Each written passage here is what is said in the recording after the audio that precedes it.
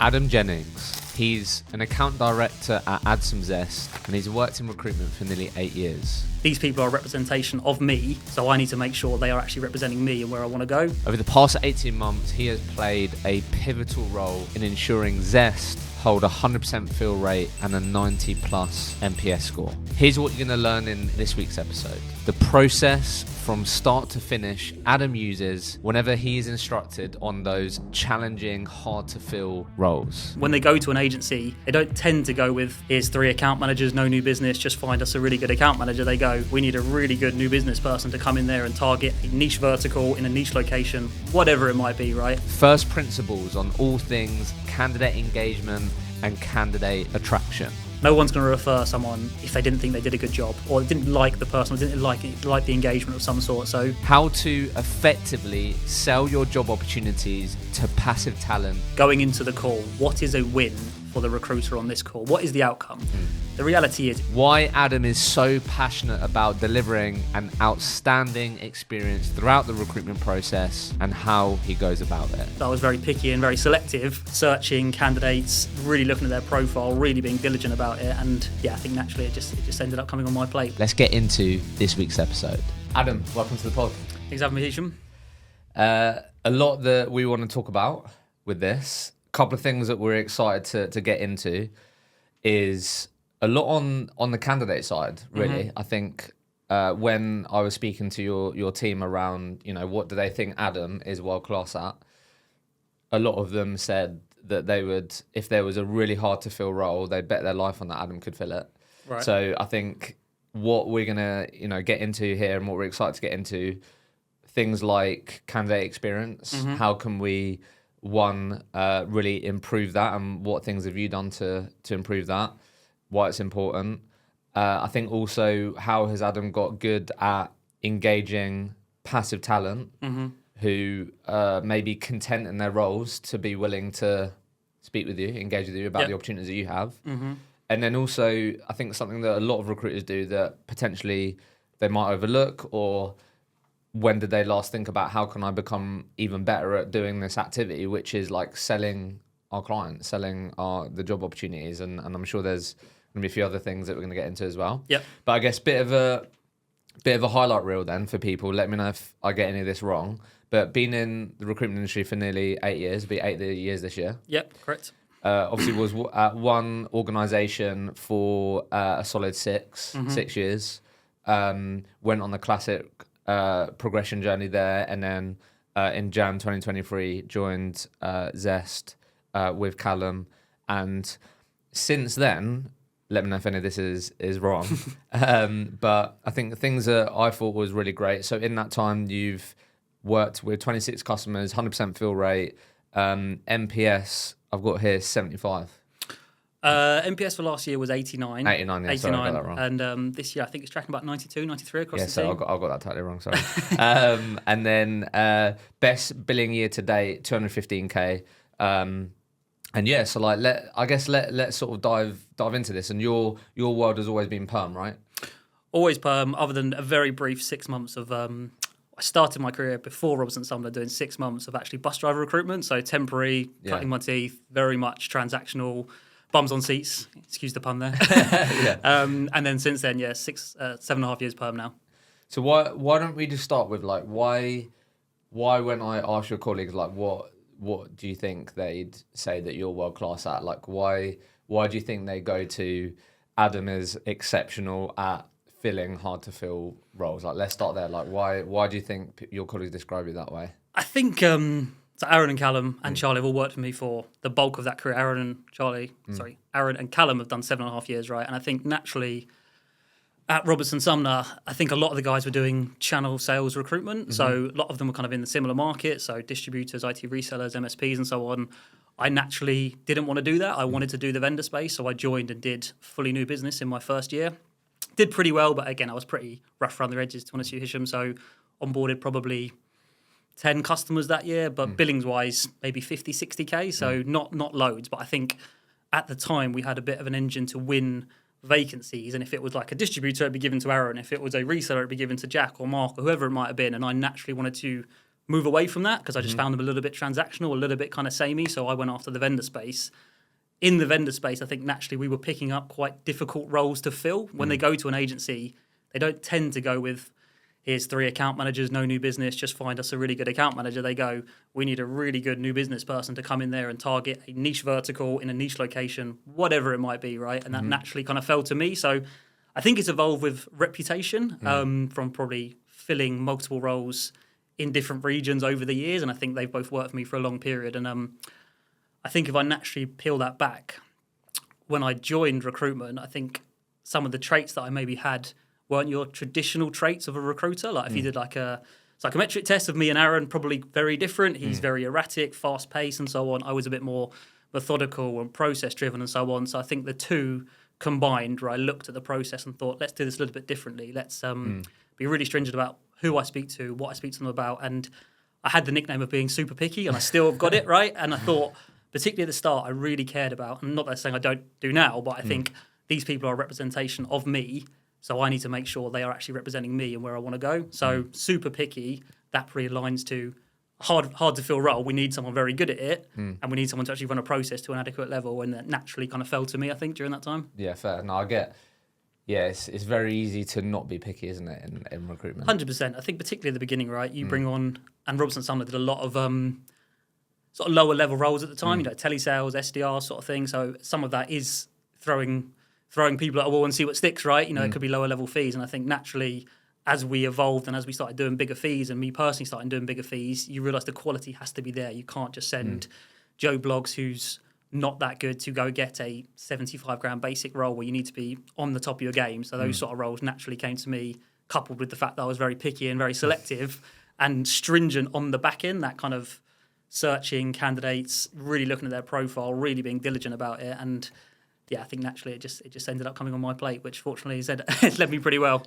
Curious to hear your thoughts on this then. I don't know if you found yourself helping people with this who are early on in their career, but what's the line between being like too picky and because I feel like when you start, casting you back a bit here, like always remember, like when you start, you're looking for reasons not to like call someone or to tell someone about a position or try and speak to them, right?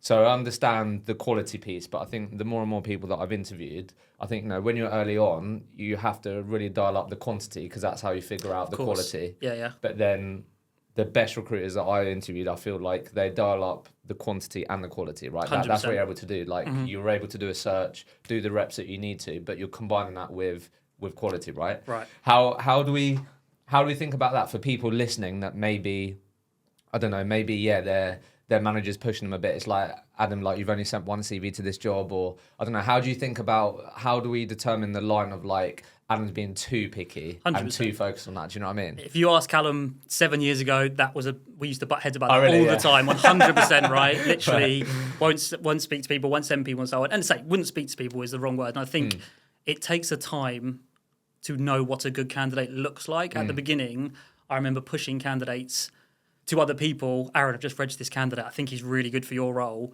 And he's a bit more experienced than me and saying, he's probably not good, but I think he was quite good, right? So there's probably a grace period where if someone is listening and they're in that first year, you do need to speak to the market, right? Because if I went and did finance recruitment, I don't know what makes a good finance candidate, within reason, right? If they can articulate themselves and so on. But the actual background, do I know? So my advice would be speak to the market, understand what's good. And then obviously once you start working with customers, and I think at the start, I used to say to a lot of businesses, the first 3 CVs I might send you might be a bit of a trial and error. I don't know you, Hisham. I don't know the background of your business and so on. I don't really know the people you're looking for. If I send 3 different types of profiles and you say number 2 is bang on and number 1 is nowhere near and number 3 could be a match and so on, like you start to get a bit more of a feel for it. So it does depend on the customers you're working with, but to get a feel for the market, you need to speak to the market. So my advice would be in that instance, don't be too selective about who you're talking to. Be selective about who you're sending. Who you're sending, yeah, fair. No, that's good advice. So why don't we just start with then? I thought what would be really cool is why don't we go on a bit of a journey on like Adam today is instructed in what would be perceived in his team a hard to fill role, right? The likelihood of the person that's gonna get this job is someone that is probably not actively on the job market. Yep. they are, maybe let's just say fairly content. Maybe not like, going home every day going, I absolutely love my job, but they're fairly happy with where they are. And you're going to have to tap into, people that, like I said, might be a bit reluctant to speak about a new opportunity, right? So I guess let's just break down this process really when Adam thinks about working on a hard to fill role. Like where does, you said you're very methodical, like where does the process start for you? Where does it start, From, I guess, if we were to put, let's just say you've done the good quality job briefing, you've done all of that stuff, and it's now like, right, I've got everything that I need from the client. You've done all the consulting. I don't think the salary is right. I don't think your employee benefits are right. I don't think your process is right. Let's sort of get all that sorted. You're now going to market. Like where does the process start for you? Let's break this down. Yeah, and I say I'll quickly touch on that that profiling part to start with. I think, and again, you've obviously highlighted there, but that's super key, right? Really finding out why the job's around, why it's a potential hard role to fill, right? Why have they not filled it so far? Where have they struggled before, and so on? What's your absolute must-haves and what's your nice-to-haves and so on? You need to have that information before you start. So when you're doing the candidate piece, you can obviously refer back to that. So I think that's really key. But then I suppose we've done that part. We've done profile one, so we've spoken to the customer. We know exactly what we're doing. Then my process from that point, let's say it's a market I haven't really done before. So we're talking about a really hard fill. So we've just landed a new role in pharmaceutical tech, right? And I've never done that before, hypothetically. First up, I would be research, right? So look at the market, whether that's a Gartner Magic Quadrant report, maybe that's a G2 report, whatever it might be, right? So I know where the customer wants me to find these people from. Let's do a bit of research. Let's find out who the leaders are in this space, who are the challengers and so on, where are the regions they're at, what's our addressable market of people, right? So now we've lined up what we need to find, and we find out where we're going to find them in theory. So looking at these businesses, my next port of call would be to look if I have any mutual connections, any excuse to speak to someone that will pick up my call or knows Adam Jennings, will just say, Hisham, I've just called you out of the blue. I know I haven't spoken to you in a year or so. Hopefully we worked on that role a few years back. You might remember me, whatever it might be. I've just picked up this new role. I wonder if I could pick your brains and so on for two reasons. Number one, I'm not in the market, you are. And if I could do with a bit of education on the space and so on to see exactly where would be good hunting ground for this. Number two, have you heard of this business? This is my client and so on. If I know this candidate, have they got a good rep in the market? Have they got a bad rep? This is the salary they're paying. Is that completely way off? Like, again, goes back to the point we spoke originally is, understanding the market is speaking to the market, right? So try and collate as much information as possible if I have a mutual connection there. See where they will lead you, see if they can ask for any referrals, who was the best salesperson you've worked with in this sort of space? Can they lead me anywhere? Can they just get me somewhat closer to bullseye, I suppose, or at least educating me? So now we've got the job briefing from the customer, I've done my research, and I've had a bit of insight market knowledge from someone that I potentially know or trust or so on. So that's three parts there. Love that. What, just quickly, because I'm sure people will be thinking it, like, what if you don't have? If you don't have one, obviously that you can't do that step, right? Yeah. So that will be the ideal one if you have someone in there. So I'd think about, even if it's friends, colleagues, people in my network, people that I've worked with and so on, just to try and get any inside information. Because, like, hypothetically, if I didn't know you, for example, but we were friends and I wasn't in the industry, you would better tell me so much about the recruitment space if we were pals from another industry, right? So anything about that, if you don't have a step three, you need to eradicate. Have you found it? Have you found? Because I'm sure you've done it in moments in your career, but have you actually found it pretty effective? I don't know how many people you've asked for like help, or would you be against like me picking your brain with people that you haven't connected with before? Have you ever tried that or done that? As in completely cold? Yeah, as in like that, that part three, if you don't have any mutual connections, anyone in your network, have you actually ever, reached out to like, oh, hey, Adam, like, haven't spoken before. I was hoping you might be able to help. I don't know if you've ever tried that, if that's actually been effective or not. I think if you haven't got part three to start with, I end up doing it in part four. Is the truth? Fair. So we'll go to part four then. So say we haven't got a part three, part four then. So then I would start the search essentially. So you're looking at probably and I go as close as bullseye to the possible on LinkedIn Recruiter to be my number one, right? Okay. So let's do a really in-depth recruiter search to find out, job titles, companies, where they worked, keywords and so on, starting at bullseye and then kind of letting things go periodically to get it a bit more wider until eventually we have a certain number, depends on how niche the role is, right? But a decent number of candidates to go after, right?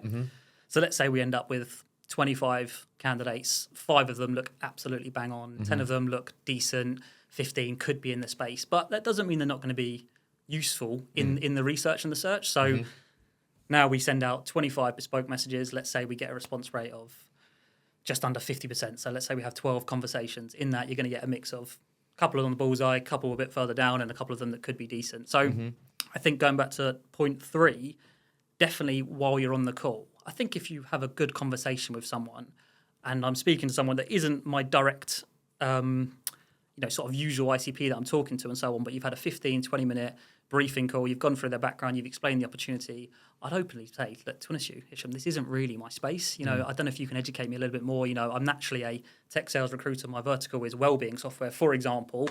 We're dealing in a very different market. You might not be quite right, or you might be right, but I don't know if there's anything else you can give me. I think doing that, showing not vulnerability, but showing a little bit of, can you help me out, goes a long way. And a live example, probably last month or so, I did my first role in the UAE. So never worked in Dubai before, didn't have any network, maybe know a few friends who lived there, right? But don't know no one in IT sales. So did exactly that process. So knew the market, cybersecurity, as in kind of to a degree. I knew cybersecurity, but then I had to research who were the big players in the UAE and Saudi Arabia and so on, like who's in this sort of space.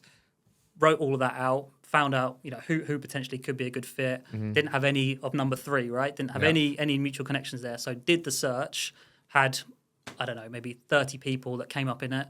The response rate was really good for whatever reason, right? I ended up probably having 25 conversations. But naturally throughout that, everything I said to them, well, again, I understand cybersecurity, so I can talk the same language, but I'd openly say, to be honest with you, Hisham, look, I honestly never work in Dubai. I don't know if you can give me any insight into who's actually doing well out here, who's an emerging vendor, who's your IT distributor that brings emerging vendors to market. Can you give me any insight? And some of the referrals, the guy that I have at offer stage was from a referral. Yeah, that's class. How so like if you say that to me, what was a typical response that you got? I'd be interested to hear. Was it like, yeah, of course, Adam, like happy to help, or like, actually, yeah, this is what it probably says. Like, what is the typical reception to like when you do that? Because I think that's really smart. I think it's pretty high, but again, it's using emotional intelligence when to ask that, right? If I have a 5-minute blitz of a candidate and they are not right for the role and I've wasted their time, and then say, can I have 5 minutes of your time? And it's been pointless, right? But if I have a good conversation with a sales manager out there, and I'm also looking for a pre-sales manager, this should be a really good fit for the role. Just out of interest, I'm also looking for your equivalent on the technical side. I don't know if you have any recommendations or so on of anyone you can put forward. That's literally what kind of happened, and they gave me a name and they were kind of bang on. So there's 2 ways of doing it. You've obviously got to give them value, right? It's always a 2-way street. If they're not right for the role, have you got any other opportunities? Potentially so.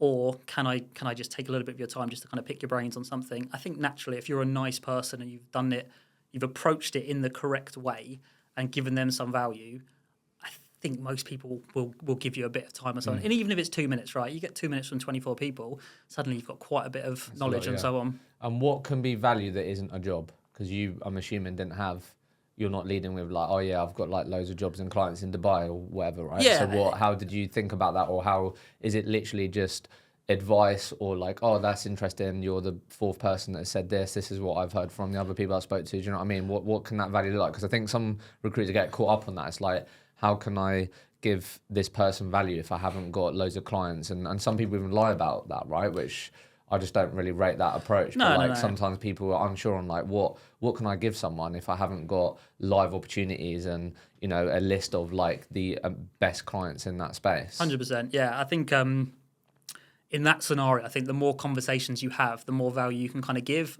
Conversation 1, if they want loads of value about the current salaries at other vendors in Dubai, I would have been guesstimating. But I think as you do more conversations, the more you can kind of pick up, okay, well, this business are offering this and they're offering this as a benefit. Oh, actually in Dubai, they're offering a housing benefit and a child benefit because there's no taxation and it's so competitive and so on. So you naturally pick up. So I think to give value to people that aren't a direct fit for the job will be competitive insight or using my knowledge. So it could be CV advice, it could be interview tips, it could be a whole host of different things. How are you finding your search? Oh, I've applied for 20 jobs and not getting anywhere. Okay, let's peel that back a little bit. And why are you not getting there? What is your process when you apply? Do you just hit apply on LinkedIn and don't follow up with a message? Do you Do you do this? Do you do that? Okay, well, now I've got a few mutual connections and so on. Potentially, I can maybe introduce you for free. Let's say I don't do loads of work in Dubai, but I actually have spoken to someone that could be a good fit from another security vendor, hypothetically, right? So I think connecting those dots, it does come with time, the more conversation you have. But I think that. That's great advice. Yeah, because they're things that you should be able to offer at least advice on, right? 100%. And I think recruiters take for granted how much knowledge we can pass on and know just from purely how many. Like job processes and things exactly. that you take How many through. people I've interviewed, I totally. wouldn't even want to know.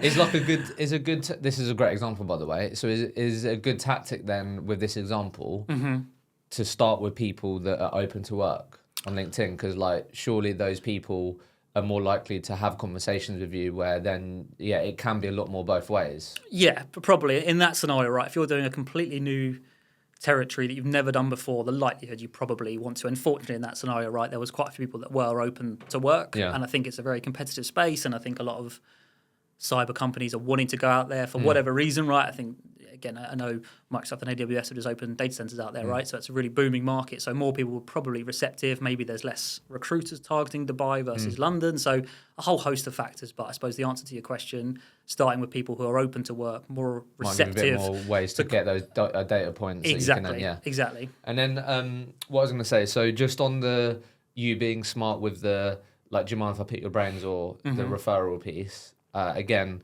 people would have heard this, but are you doing it is the thing, right? And then have you found it the best way for that to turn into something is that person doing an email intro? Are you like, what are you saying to them? Hey, Adam, do you mind? You've just mentioned that person. Are you like against me personally reaching out to them and saying like, hey, Adam mentioned your name, thought you could be great for this role? Like, what have you found to be the best way to like really make sure actually that isn't just a name that someone gives you and then you never actually end up speaking to them? Of course, yeah. And I think there's multiple ways you can do it, and I think the reality is there isn't a one size fits all, right? I think it's a conversation with you and the potential candidate at the time, right? So, for example, I'm speaking to a pre-sales manager. Do you know any senior sales reps in Dubai with a cybersecurity background and so on? Yes, I do. Okay, well, either can I mention your name and just you give me their details and go into their inbox, just been referred to you as a top salesperson in the UAE, can I reach out? Or can we just make a quick LinkedIn group as a 3, say hello and then you leave, so I save your inbox or so on. So like either be a bit forefront as in, can you do this for me and will you do this for me now? Or can I reference your name and do you guys, candidate A and candidate B, what's your relationship like? If I mention Callum Lyle to any candidate that he's recommended me and I've worked with Callum or vice versa, I'm obviously going to take the message, isn't it? Because I know there's more credibility there. Exactly that. Okay, so step 1, research, try and understand the landscape of, like you said, the competitor landscape, company landscape. That's really smart. Then 2, like you said, get close to bullseye as possible. Do get the recruiter search up, or is it 2? You're checking your network first. Exactly. Yeah. So network. Yeah. Have you got any mutual connections? Is there anyone that you can speak to see if they might be able to help? Yeah. If you don't have that, then you obviously get on to the next step, which is 3. Do your search, but be really stringent with it. Like start with as close to like what your client wants as possible, and then build out from there. Pretty much. And then we can start approaching these people. Well, should we get into that then? Because like I'm sure people are going to be thinking, how does Adam approach 30 people and 25 people come back? Do you know what I mean? Because I'm sure there's a lot of people listening that don't experience that. Yeah. So why don't we? Because I think now we're getting into like, how can people get better at selling their opportunities? So why don't we just start with like Adam's perspective on like first principles towards engaging with someone online, right? So I've got my search and I'm going to, like you said, a personalized message. Like, what are the first principles around that for you? Because I think it'd be very fair to say that that is one of the most noisiest places for these people, right? In terms of like LinkedIn as a whole.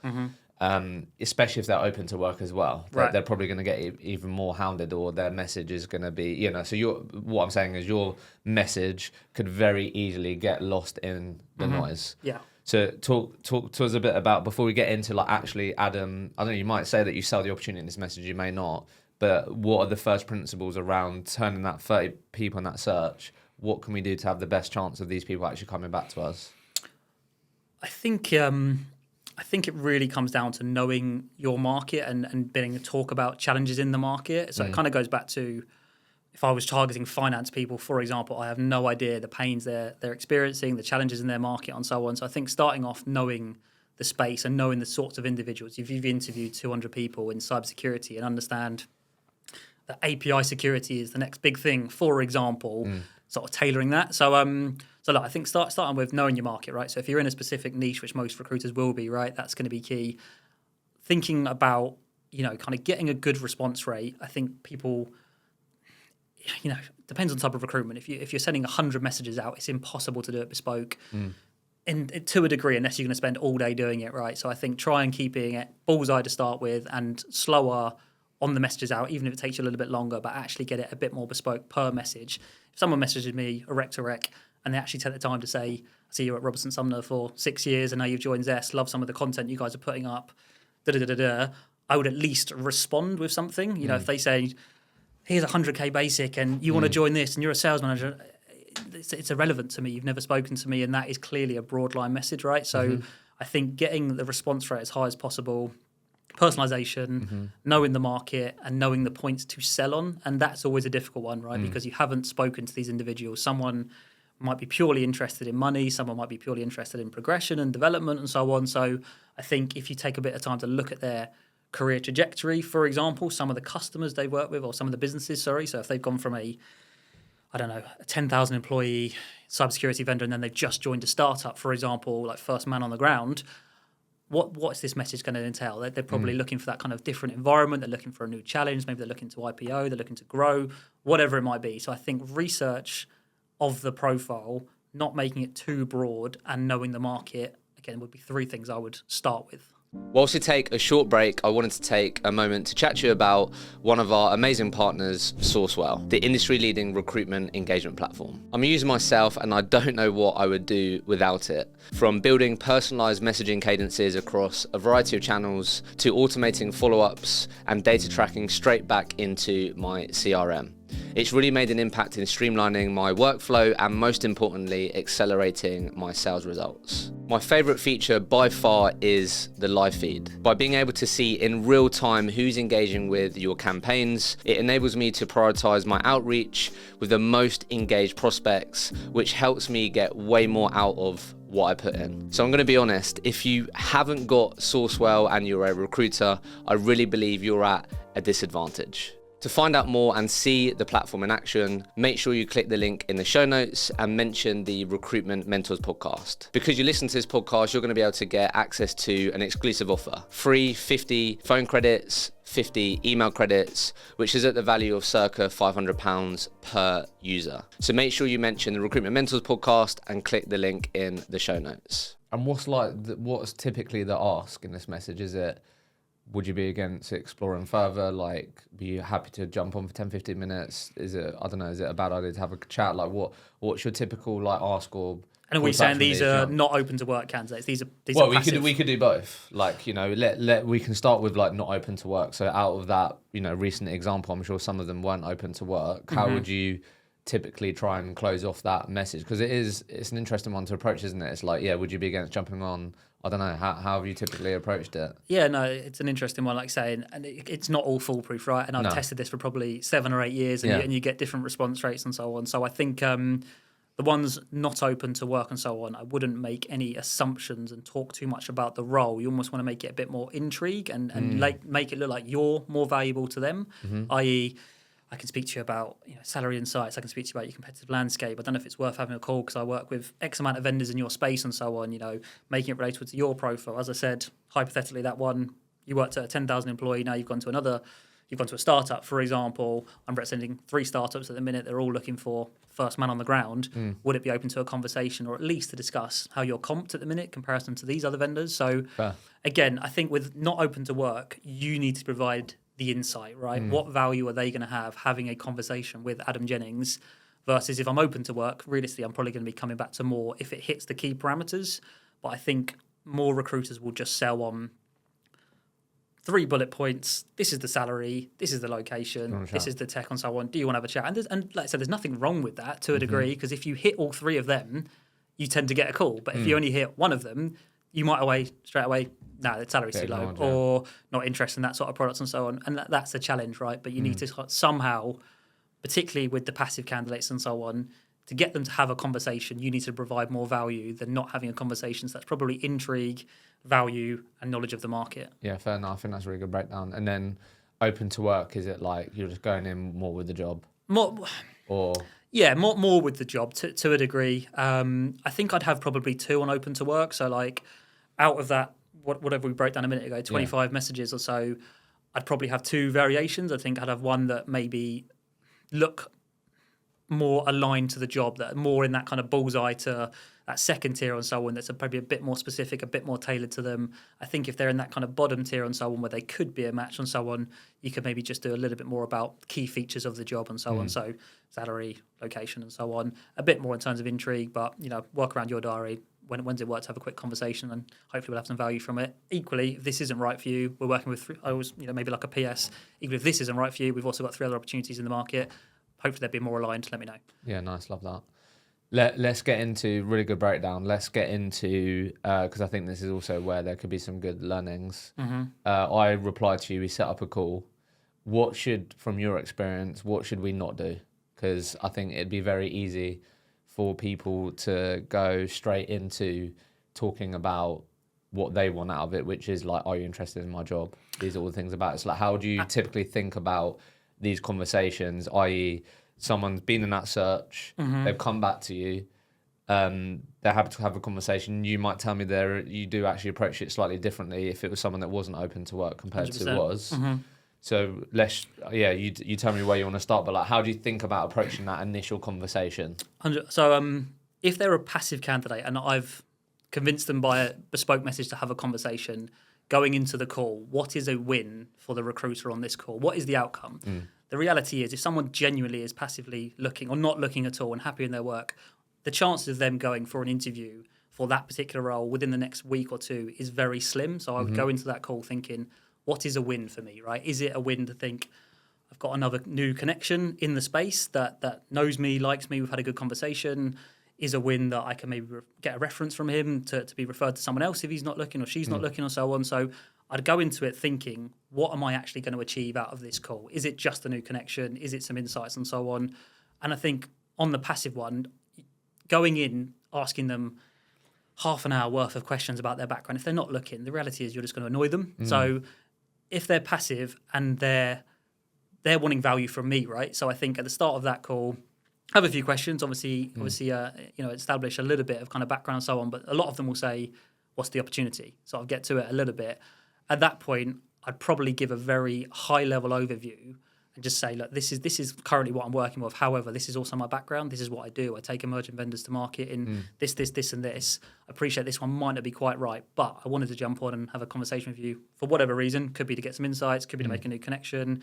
You're not looking now, but in 6 months, you might be, or in a year's time, if this role isn't right, I'll tell you what, the next role might perfectly come up, and I can just give you a call, and now I know what you're after. So I think approaching that, but on passive, if they're not going to get the direct match for that job, they're going to want to get as much insight or value from me, whatever that looks like. You know, competitors, salaries, benefits, what other businesses are doing, what the sales reps are doing, what's their quota attainment and so on. Like, what's the market saying, to be fair? Because if someone's been in a role for 5 years, the reality is they don't have a clue really what the market's kind of doing to a degree, as in they might have got friends at other vendors, but have they spoken to as many people as we have? Definitely not, right? So I think passive, going in thinking what is a win, because the likelihood of actually that person getting the job is probably pretty slim. Yeah. But if you're going tunnel vision, Isham, I've approached you, the role is this, no, I'm not interested, phone down.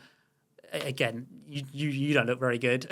The conversation's pretty blunt, and it just kind of stops from there. So I think going in, trying to give as much value as possible to them, and also giving yourself a bit of a new connection or a bit of a mini win, I suppose, rather than just a placement. Yeah, right. Just 1 or 2 things on this. That's really good. So, just curious to get your thoughts on that. Yep. Just detail on like how you typically. I've been like just experimenting with this over the last few months, and it's really helped me. But do you do anything around like at the beginning of that call? Will you like frame up like, this is what I was hoping we cover. Like from your side, you give me your time. Is there anything that you really want to chat through or discuss that's going to make you feel like this wasn't a complete waste of time? I don't know. Is there any detail around that? When you frame, because I do think that's quite important. Like, this person's passive. They come back to you. You've maybe made them intrigued. I might jump on that call straight away thinking, "Go on, Adam, what have you got for me?" Do you know what I mean? Yeah, we've all had them. You do need to like diffuse that, I feel like, or at least think about how can I take a bit of control at the start and be like, just to be upfront, this is sort of what I was looking to go through. I don't know if you have anything around that or approach or do something like that. Yeah, I think setting the tone in the first couple of 10, 15 seconds isn't a bad thing, or so on. Hisham, I appreciate you not looking. Thank you for jumping on and so on. What I would like to get out of this call is to get a bit of a background and experience on who you are, what you've done, what you've sold, etc., etc., etc. We can obviously get onto the opportunity in a minute, but as you can appreciate, I'm not an internal recruiter, right? This is not the only role, the only company I work with. So I think if we go into Mega, tell me the role, if I'm not a fit, move on, how can I properly assess if you're good for a role in 6 months when I don't know anything about you? Nice. So if you can give me 5 to 10 minutes of your time, I'm not going to go war and peace, but just some headline stuff. I'm not going to expect to go back 10 years, but I can, connect the dots and so on. But it's impossible to know if you're a fit for this or a fit in 6 months. And if you don't want to be connected with me and don't want to be, eyes and ears in 6 months' time of someone maybe ringing you saying this is the perfect role that's come in, then we don't have to do that. But if you actually want to invest 10 minutes of your time, I'm in this space, I'm not going anywhere, and you never know what's around the corner, so it'd be worth having a quick 10 minutes or so. So something like that is how I'd approach that. Yeah, you've obviously said that before. Perfect. That's what I was hoping. Because like you might think everyone does. You might think everyone says that, right? But they probably don't. So you just touched on a lot of things there, right?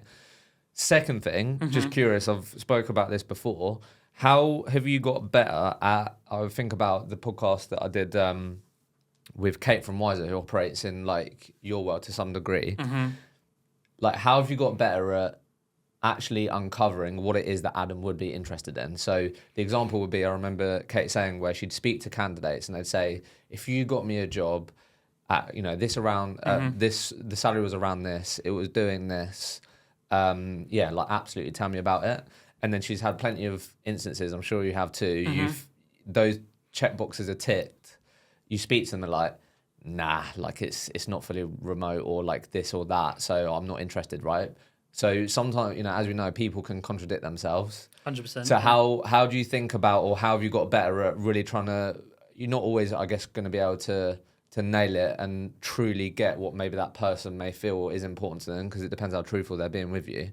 But how have you got better at actually feeling like, you know what, I do feel like I understand what that person would want, because it's got to be more surely than like money and other things. I don't know how you think about that, because that makes it then really valuable, right? Because then if you actually get good at uncovering that and you have a job that you think really matches up with that, all of a sudden then you're creating even better experiences because you make that person feel listened to. You're presenting something that they should be interested in because it actually matches up with what they're after. So how do you think about that? Because that was a big thing with this passive candidate, sort of uncovering that.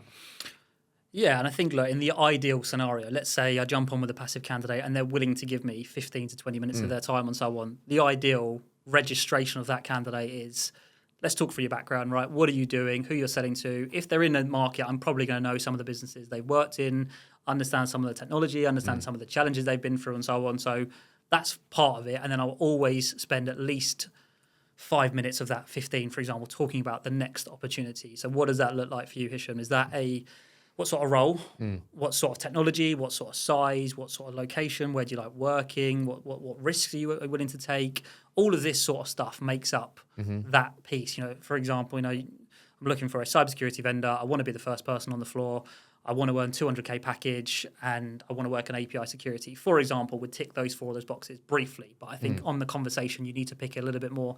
Okay, well, if those 4, these are 3 API vendors I actually work with. None of them are recruiting right now. Have you heard of these guys? What's their brand like in the market? Would you be interested if one of them came up?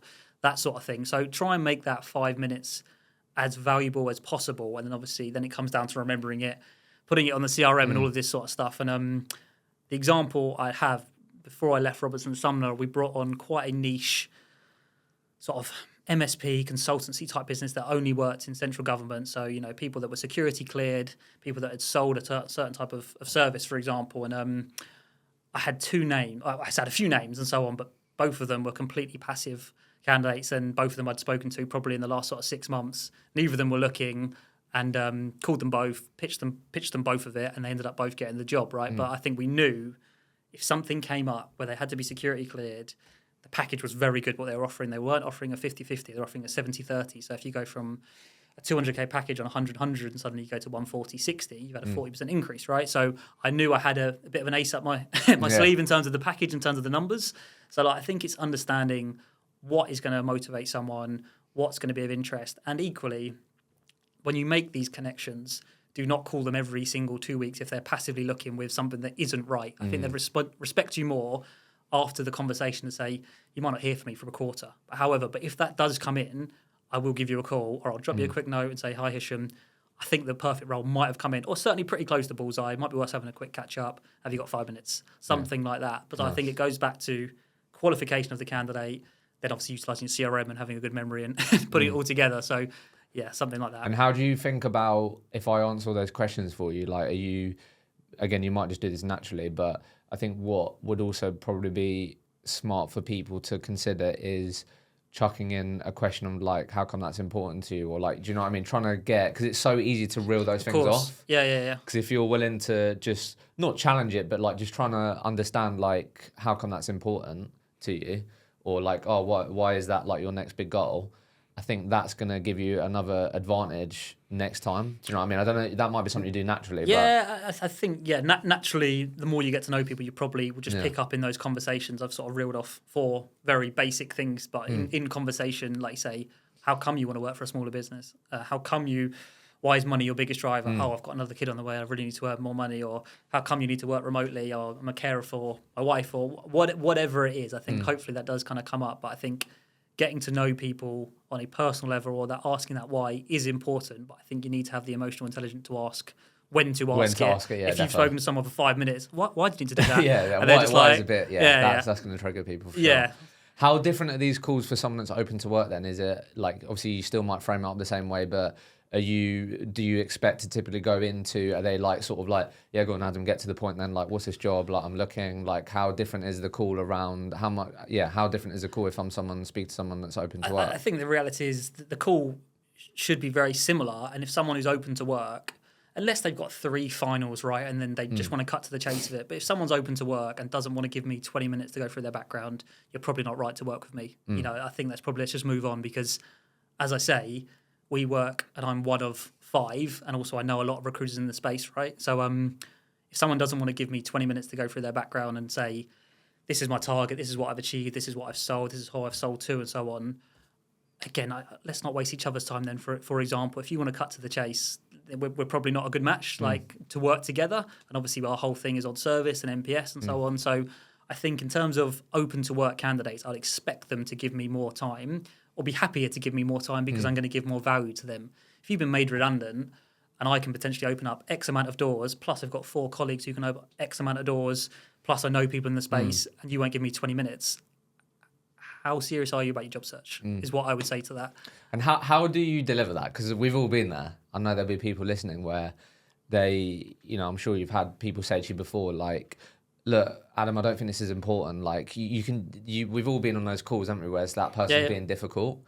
And it's like, look, why is this important? Why do I have to give you that information? No, I don't want to tell you what this is or what that is, right? So how do you think about that? How have you got better at delivering that, right? You were just saying, like, maybe how you might say it. There's one thing knowing what to say and then how you say it, right? Yeah. Mm-hmm. But, like, how do you sort of stick to your guns on that? And like you just said, frame it in the sense of, like, you know what, like, if we can't sort of work together on getting this information, these are the reasons why it's important. Mm-hmm. Yeah, maybe actually we wouldn't be a good fit in working together. I don't know what that sounds like, but you're almost pushing them away, right? I think it comes with confidence and time. I think I'm more confident to do it now because I'm 8 years in, right, and I've done a lot more deals and so on, and I believe the value I can bring to someone versus when you're a year in, you want to speak to anyone, right? So if someone says, I don't want to give you my time and I don't want to go through a 20-minute profiling of my background, my answer would be, well, that's fine. But to be honest with you, I'm a free service until I'm successful with you. I work with the customers and candidates are part of that, of course. But if you truly want to get the benefit of working with someone who's 8 years in the space, pretty well networked and like to think he's pretty good at recruitment now, if you can't give me 20 minutes of your time, then you obviously don't see the value in what we do and what I can potentially bring to you. So that's fine, but I'm not going to throw ideas at you when I have no idea what you're after. You know, if you don't go through the process, and then I'm just saying, here's 5 companies, and you say, well, I don't want to work in HR tech. Well, it's like, well, let's go through the background first, and otherwise we're literally just throwing darts in the dark.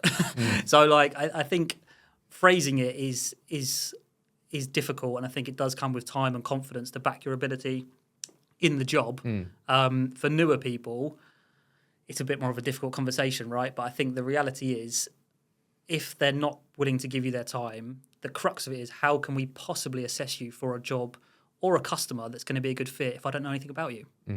That's totally fair. I think a reasonable person would understand that. Yeah. But a lot of people have had poor experiences with And recruiters, right? that's Which is fine. where a lot of this sort of, defensiveness can come from, right? 100%. It's like, how many people have given Adam the 20 minutes and then never fucking heard back from him? Yeah. No, Do you know what I mean? You're very right. So, like, we understand why people are defensive, but I think, we haven't even mentioned the fact, like, if they're not willing to give you 20 minutes at this stage, how likely is it going to be that they're going to give you 30 minutes to prep for an interview and go through the things that you need to go through with them that's going to really increase their chances of landing that job, right? So we're also disqualifying these people because we know if we were to, like, just try and push them through, there's going to be probably a lot of painful things that could come later on down the line in the process, right? Yeah.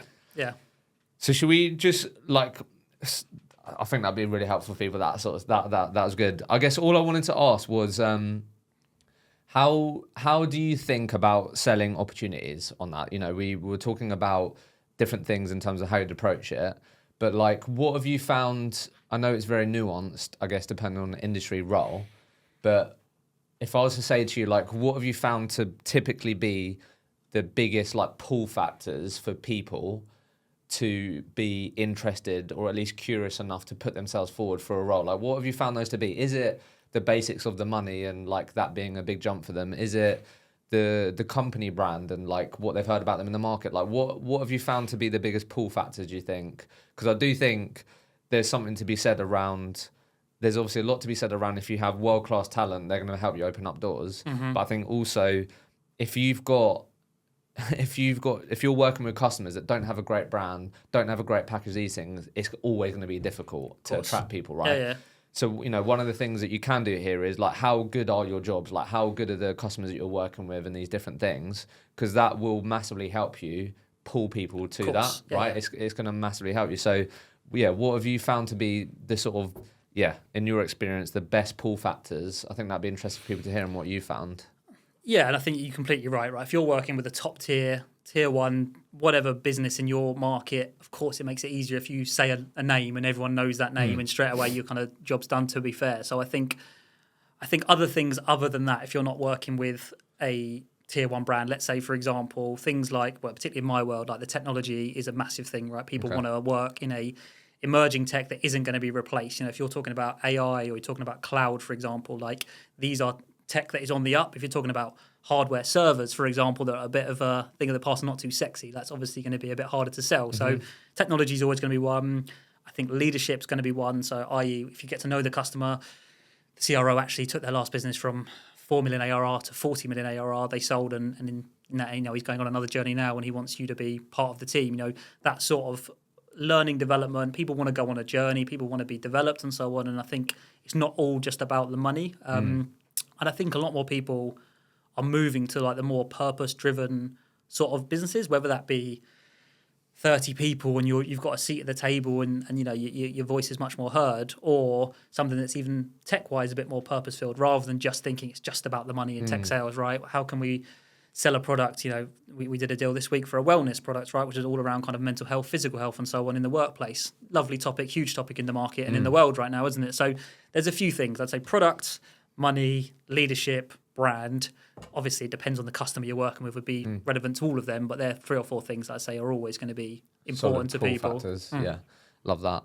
Let's talk about experience then. We've touched on it in different ways in this conversation so far, but, like, from your perspective, like, why is really being conscious about the candidate experience that you're delivering? Obviously, we have the client experience, just overall experience we're providing our customers and stakeholders is important. But, like, from your perspective, like, why is it important? to really be conscious about what experience are you providing people? Like, why is that important? I think it's massively important in life, to be fair, to be a nice person and give someone whatever you're doing, whether you're going for dinner and there's a good experience from the service, or buying a house and the estate agent's good, whatever it is good. I think it's good to do that in life. But I suppose in terms of recruitment, I think particularly the longer you're in it, the easier it becomes, people say, right? But there's always going to be factors where it is still going to be a slog. You're still going to have to do business development.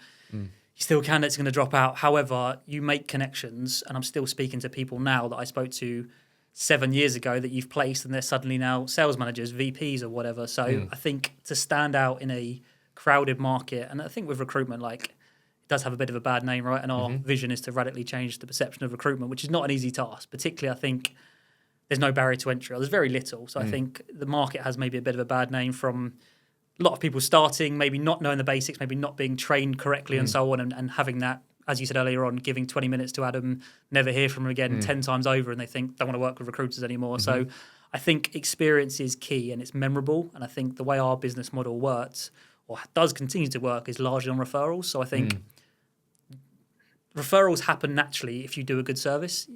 Obviously you've got to ask the questions, but no one's going to refer someone if they didn't think they did a good job, or didn't like the person, or didn't like the engagement of some sort. So experience is going to be key for driving business, driving customers, driving candidates, and just generally getting a name for yourself in the market. We'll get back to the episode in just 1 minute, but today I'm excited to talk to you about one of our partners, Firefish, the recruitment CRM that accelerates data-driven growth. The problem with most recruitment CRMs is that they are just a database of records, meaning they become just one of the many tools that recruiters use every day. Like with all systems, the records are only as good as the data being captured. Our sponsors Firefish know that for agencies to win faster, data needs to be at the heart of their business, making your CRM the single source of truth. With over 10,000 records created and updated every day, and 85% of placements from existing candidates, Firefish enables recruiters to enrich and engage their data, equipping you with real-time insights needed to win faster. To learn more about Firefish and take advantage of an exclusive Recruitment Mentors podcast offer, make sure you click the link in the show notes and mention the Recruitment Mentors podcast when speaking to the Firefish team. Let me ask you this then. So if I'm a recruiter listening to this and I am really committed to improving the experience that I give, let's just think about the candidate side and that candidate journey. What have you found to be the biggest levers on improving the overall experience for a candidate? Is it that initial call and the follow-up that you do maybe is something that if you do that, that's going to have a big knock-on effect? I don't know what you think about that, but what are some of the biggest levers that we can really think about that we think can have a really positive knock-on effect on the overall experience, overall perception of that person working with that recruiter? The experience was good. What are some of the things that you found to be really impactful? I think, and it's a bit of an obvious one, but starting with the basics, right? You've got to nail the basics, and that could just be being punctual, being on the ball, being knowledgeable about your market. So just that first call has got to be good. You can't start on a bad foot. So let's say you have a conversation with someone, they're a good fit for the role, and you're going to go through a 3-stage process, hypothetically, right? So get the basics right, be on the ball, be knowledgeable, give them insights, give them time. I think as that goes, and I think I started this podcast by saying, I didn't have all the stereotypical traits of being a recruiter. Maybe I was a bit more diligent. Maybe I was a bit more empathetic. And I think empathy for me has probably been one of the biggest things that has put me apart from other people, in my opinion.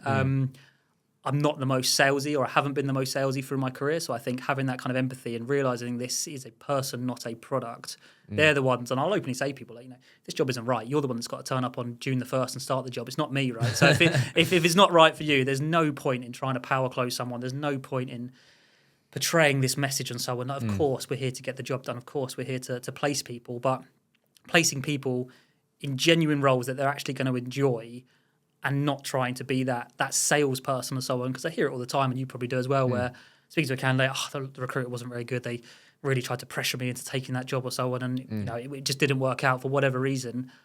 You might lose the fee, but long term, I guarantee if you stick to those kind of principles of being a good person, this is a person, not a product you're selling, and not doing those kind of, my opinion is worth more than you because I'm going to get commission out of it and so on, the deal will happen or it won't, right? But the end of the day, long term, if you're in it for long term, and again, I don't know what the tenure is, you might be able to tell me of the average recruiter in the UK, right? But coming on a decade and going to be showing my ages to that soon, but the longer you're in it, people remember that. And like I say, now, hopefully, you reap the rewards longer term and you work with people you worked with 5 years ago. And, I had a great example last year. I didn't place this VP 5 years ago, remembered my name, had a job, rung me, said, this is what we want to do, this is what we want to hire and so on. And within 4 weeks, we managed to find the person, but hadn't even heard from this guy in years and sort of knew who he was. But again, wasn't on the radar massively. And he said, I really enjoyed working for you last time. And again, there's probably examples of that all the time that you might have impacted someone's career or life without even realising it. And even the ones you haven't placed as well. Like, I think the longer you're in it, and if you're doing the right things daily, you will see the long term play out of it. Sounds obvious, right? But it's just so easy to cut that corner or sort of try and encourage someone to go for a role where you get more of a fee. But as you've seen, you've obviously got so much evidence now where, when you're starting out, you might not have the evidence to sort of really back up why that isn't the right thing to do. But I think as more and more people I sit down with, and the longer you're in this game, the evidence really stacks up, like that you just shared with us. The evidence really starts to stack up that, I could have really tried to push that VP for this other VP role, but I didn't, and look now what's happened, right? I think that's just, and hopefully you sharing this and us talking about it can help people, just because sometimes it's hard to see the light at the end of the tunnel, right? It's like, I've just worked my absolute socks off to get this person engaged, and then the role that I really thought they'd be great for isn't right, and they're going to go for a role that I'm not working on. Do you know what I mean? Like that's hard, but it's just trying to build up that evidence, and for those listening, it will pay off. It will. It's certainly, and look, it's a difficult pill to swallow. You've worked something for 4 weeks or something, and they take something else.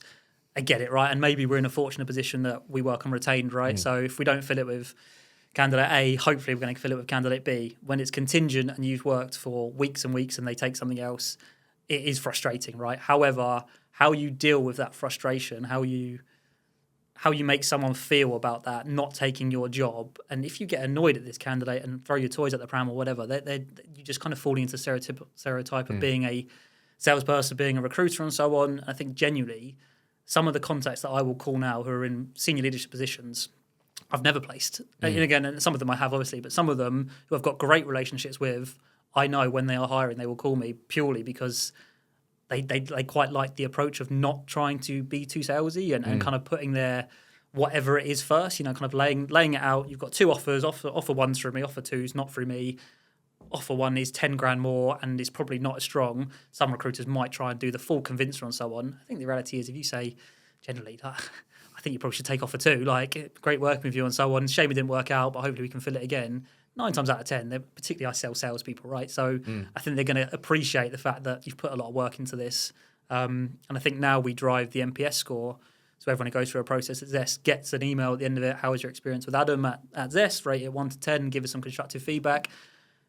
The ones that and I think I've received 75 9s and above in the last 18 months and so, which is great, with some constructive feedback on it. And I think a lot of the themes are, I enjoyed working with Adam. He's on the ball. He's given me some good advice. This sort of thing. And if you're not placing these people, they're some of your best advocates, aren't they? If they're still saying yes and they've been unsuccessful, that's gold dust for us. And those referrals probably feel even better when they come through as well. 100%. Do you know what I mean?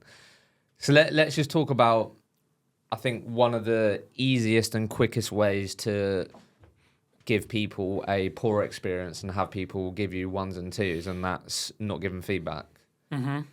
Because it's difficult, because for you it's a challenging conversation to tell someone that they haven't got the job when they're in a position of really needing that job, or they're in a position of feeling they really back themselves and they're like, nah, they'd be lucky to have me, right? We've all been there. This is one of the most difficult parts of the role. So I'd love to just hear your take on how, because you would have had to get better at this, otherwise you wouldn't be receiving 9s and 10s from people that you didn't place. How have you got better, and how do we think we can get better at delivering feedback to people who haven't been successful in their job? Because it's emotional, 100%. It's stressful, it's hard, and then it is one of the hardest things in the job, isn't it? Like, you get that feeling in your stomach, and like, fuck, I've got to call this person. And I really want them to get it as well. Quite invested in them, but they came short. Like, how have we got better at having those conversations? My advice for anyone in this scenario that's struggling with this, I think it's always throughout the process. So like after first interview and second interview, do not rush the feedback you're getting from them. Go through what's the pros, what's the cons, what did you like about it, what didn't you like it, and so on. So you're naturally collating information that potentially could be a reason they're not going to get it, a reason they would get it. So like don't cut corners in terms of the feedback. Someone just saying, thumbs up, yeah, it went well, smashed it. Then if you tell them they're a no and you've got nothing to bat with, like straight away you're losing a fighting battle. So I think number one, getting a lot of information throughout the process is key because it means you can lean on that at the last one. Number two, let's say you're making the call. I always set that call up. So if I'm telling you you're a no, do not call these people out of the blue because they could be in the park with their kids having a great time. By the way, it's a no. And it's like, oh, brilliant. Like say, so tee it up. Okay, going to have, say, I'm going to speak to the customer at 12 o'clock. I know I'm going to get feedback then. Hisham, I'm going to give you a call at 2 if that's all right, just to go over the feedback. Should be catching up with them between 12 and 1. Let's go for it then. So they're expecting the call, right? It's not a surprise. I think that's key. And then on the call, I think it goes back to kind of being that empathetic person. And I try and get to the result as quickly as possible, right? So, hey, Hisham, how you doing? Yeah, whatever.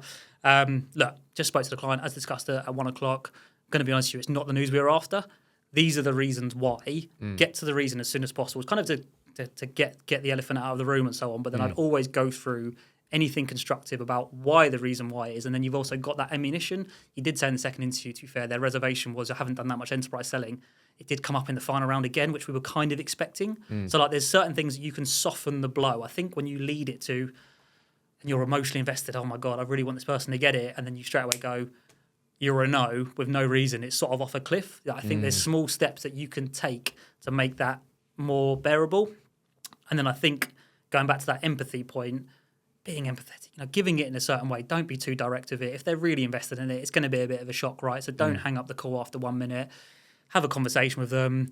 How's the rest of the search going? Whatever it might be. Hope, if there's anything I can do for you to help. It's really close. You came down to the final 2. These are the constructive points. Generally, I wouldn't feel bad about it. The person that got it absolutely blew them out the park. So you've done very well to get to second round. Final stage and finish second. I know it doesn't help in this scenario, but there's still some confidence to take away from this. So anything constructive. But I think there will be the 3 things. Use the process to get those information. Definitely tee the call up. I'd say probably get to the no as quickly as possible, within reason. Don't just say, hi, Hisham's a no. Yeah, I know what I mean, yeah. And then obviously give them a bit of time to react to that. Because if you give them 5 minutes and the fact that you've got a relationship with this person, if I've spoken to them 10 times, I'd like to think that I know a little bit about them and they know that I'm not... this isn't part of the job I like doing, right? You can even bring it up. Horrible call to make. I'm really sorry about this issue, but this is the reasons why. I know it's a bit of a sucker on a Friday afternoon, but just wanted to give you the answer as soon as possible so you can know before going into the weekend, whatever it looks like. So there'd be the 3 or 4 things you do. Some really good tips there. I guess this is one of the things that I think working the way that you work in the retain piece really helps with this experience because, and I'm going to ask you, because I'm sure you've had to go through this, you may not have, but how, it's really difficult for people to do that when they haven't even got a client that is... that gives them reasons. And a lot of people would have had that for sure. Yeah. So I don't know how you think about that. I don't know if you had to navigate that in the past. Is it, I don't know. I think that's even more tough, right? It's like you've got a no and you're working with a client because you're trying to, I don't know. You might be early on in your career, you're working on a contingent basis. They're not willing to jump on a call with you to tell you exactly why. Like we've all been there. Yeah. How can we... That's hard, isn't it? Because imagine doing that call and you've got no reasons besides it's a no, and it's over email. Do you know what I mean? And look, we've all been there, right? And I think do you put the? It's like you don't almost want to pass all the responsibility onto the client and be like, look, I'll be honest with you, I wanted to let you know the information, let you know the result. Didn't want you to be waiting. However, I haven't been able to speak to the client and get a full list of reasons why, what their main reservations were. I don't know, how, I think, look, let's say they're expecting feedback. It's Friday afternoon and you've had a brief email at 4 o'clock to say it's a no, but no more information. I would definitely make that call at 5 o'clock or 4:30 and just say, hi, Hisham, I know I was going to give you an answer. I'm really sorry to do this on a Friday afternoon. Haven't got all the information, but what I do have, I don't think it's going to be right. But what I don't want to do is leave you on the weekend pondering for 3 days thinking you're going to get it. Equally, I promise to you, I'll come back to you Monday, Tuesday with something a bit more concrete that we can actually work on and the reasons why. I'm saying that from a point of 8 years in and working retained roles. I'm going to get the feedback on Monday, Tuesday, right? So there could be people listening to this who are never going to get that, and we've been there, right? And it's one of those ones where you don't want to throw your client under the bus by saying they're not giving me feedback, right? Because then you all look a bit silly. So it's a very hard one to navigate. It probably goes back to what I said in the first point. If you collated any points of ammunition in that first and second conversation, feedback after round 1, round 2, whatever it might be, you could probably lean on that and say, look, I think I know after the second round, they mentioned maybe that enterprise sales role, you've done more mid-market and so on. So probably something to do with that. The honest answer, I don't know anymore, though. And I think if you show that honesty and so on, it's not your fault. But I can see why it's a tricky one. So it's just getting the clients on the phone, isn't it? Yeah, it really is. How would you feel about not the right way to say it, like not putting it on the client, but sort of like trying to educate the client on like, look, doing my best here to get some concrete feedback. This person's asking for it. And I think it'd be really wise to give them some more concrete information because of how this person then may perceive your brand, your business, which I think is really important. Do you know what I mean? I think that surely that'll be part of it. You've got to try and deliver that in the right way. But I think there's also, we want to sort of, part of our role is educating companies on like, because as like companies can be short-sighted 100%. as well. It's not just recruiters, right? But companies are short-sighted. So I think also how can we frame that in a way where it's like, you know what, actually, this person was a good person. They might not be right now, but how many other people could he say that we did this, like we didn't give them any feedback or leave a bad experience, right? Yeah, and look, I think that goes back, you're completely right. If you speak to a reasonable client, right, and you say, look, they're going to be in the market, it's the right thing to do. They know they should be giving feedback. If someone spent 4 hours through 3 interviews, interviewing you, and you just say they're a no, that's pretty poor, isn't it? So, like, I think the fact that it's going to be constructive for them, you don't want to damage their brand in the market. And then also I would talk about Zest and say, look, we get targeted an NPS on every candidate we send and we speak to and so on. The fact that we're just telling them they're a no, how can we possibly do that and represent your brand correctly and our brand without giving them anything constructive to talk about? So we're all talking in theory, right? The client's still got to value their brand. They still got to value the NPS surveys and all this sort of stuff. If they're really difficult, they might not want to do that regardless. But I think if you're speaking to them and saying, look, this person's interviewed with you 3 times, you haven't given them anything, they're out of work at the minute, the market's tough, at least you can do is give me 3 bullets of ammunition, how they can improve. Yeah, I love it. So what's the big goal for the remainder of the year then? We're nearly 8 years in recruitment. It's a long time. It's a long time, mate. What's like big goals for you then as you think about future of your career? Obviously joined Zest as a startup, a whole different challenge. How do you think about what are the big goals for you? I think the last 18 months has been definitely a big challenge. Leaving Robertson Sumner where I had a really good, solid stint. I had a book of business. The last 3 years I was second in terms of top billings, doing some good numbers, had a good portfolio, made the move, came up to London, joined a startup under an NDA, so couldn't touch any of my own customers. In a very challenging market, we couldn't have not picked a worse time, but a challenging time to do it. So I think, coming in as employee 2 and 3 with Aaron, with Callum, it was a no-brainer for me personally. I think what we wanted to do and what we want to do in the market ongoing just seemed quite refreshing. And I'm going to be biased, right? But I think what we're trying to do and what we're trying to achieve is different. So I suppose there's 2 parts to this. The ambition for Zest is to keep growing, right? And me to be a pivotal part within that growth. So whatever that looks like, but to get to more headcount, more billings, more markets and so on. And Callum will openly say he wants to be, as per your podcast, wouldn't sell 50 million and wants to be the number 1 recruiter in the UK place to work. So that's the business goal. We're a way off from that, right? That's going to be long and short, mid and long-term steps. For me personally, coming on to 10 years, coming up to 30, I think, taking the career a bit more seriously, maybe managing a team. I want to work on my personal brand more, which if you followed me for the last 2 years, posting a lot more, doing more things like this. I think just getting out of my comfort zone. I think there'll probably be recruiters listening to this where I was 25, I worked 5 minutes from my house with all my friends and I was earning good money, and I decided to leave to earn probably less money to start with, to travel into London, to do something much more difficult. And I was probably a little bit bored, to be fair, a little bit stale, a little bit stagnant. I think coming up here, getting out of my comfort zone, doing things like this, working on your personal brand, going to events, building. So Adam is one of the best recruiters in the UK in the tech sales market. That's the long-term goal. How are we going to get there? I love it. To be confirmed. That's class. Well, look, I absolutely love your just complete commitment to, just keep improving, doing a great job. And I think, it's people like yourself that slowly but surely are going to move the needle, which is a big thing that I'm passionate about, and the mission that I'm on is around, radically changing that perception. So kudos to you, mate, and great job. Perfect. Thanks very much.